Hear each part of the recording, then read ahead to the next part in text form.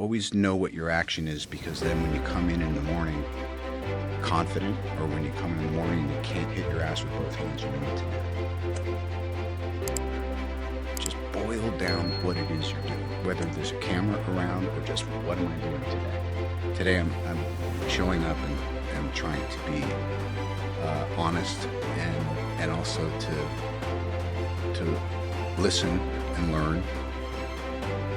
I think part of the reason I'm still so interested, not just in life, but also, you know, getting to do what I do, is I'm a fan. I love movies. I love creativity. I love music. I love culture. And the fact that I actually have a place in it while I'm observing it and digging it is like, it's an honor. This concept of things just sort of falling into place, I'm a big believer in that too. What is that though? Is that you getting out of your own way? Like what is that? Isn't that 70% of it? Yeah. Yeah, I'd say it's 70% maintenance of what can I do to do my part to stay out of the way.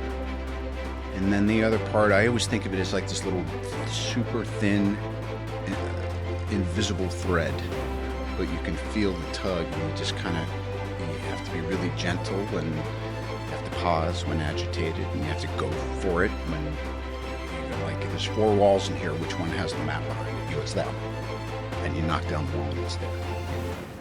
Half the stuff that I've been able to do right in my creative life are principles that I learned on the map with my seafood. Guard your center.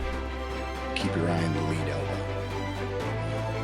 Get to the blind side. Half the time, if I would be in a critical artistic situation, I would just say, because Wing Chun problems are life problems are Wing Chun problems, and I would just go back to how does this kind of relate to... 30 years he has struggled with a dangerous drug addiction that nearly destroyed him, and today he says he's clean, he's in love, and so by the time you're in prison, that's not rock bottom for you? Nope. Nope. No. It coincided with my recovery, and the two things just somehow or other seemed to lock in. And it locked in with this. It was an apprenticeship, and it was an apprenticeship that was contingent on being in a certain headspace. Because you can reach out for help in kind of a half-assed way, and you'll get it, and you won't take advantage of it. You know, it's not that difficult to overcome these seemingly ghastly problems. What's hard is to decide.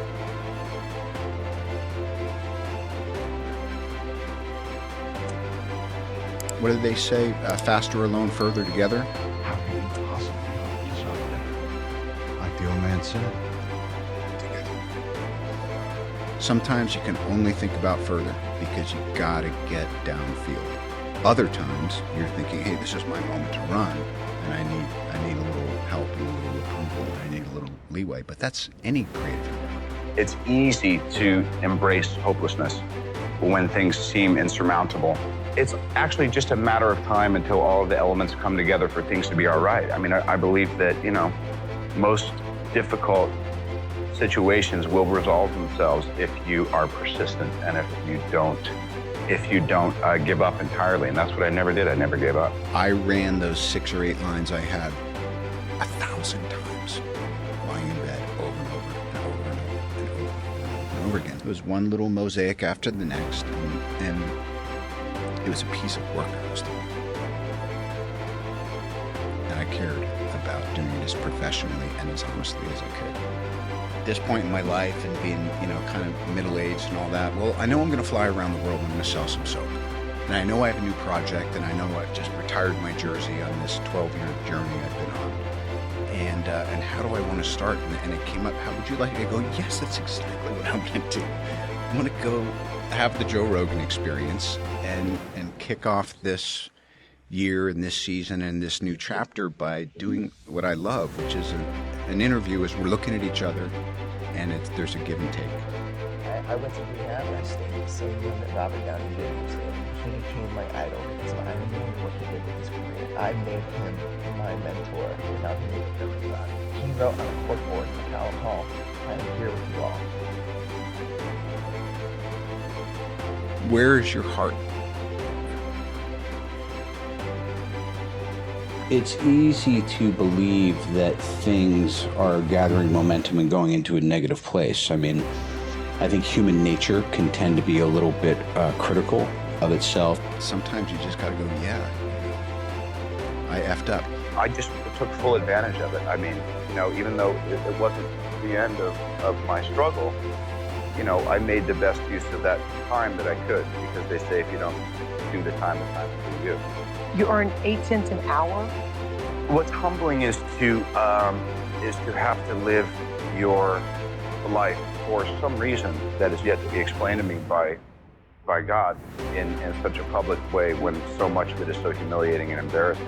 So by the time I got to prison, it wasn't like, wow, this is the worst thing that's ever happened. You know, it was an extension of things being miserable. It's just incredible. Our culture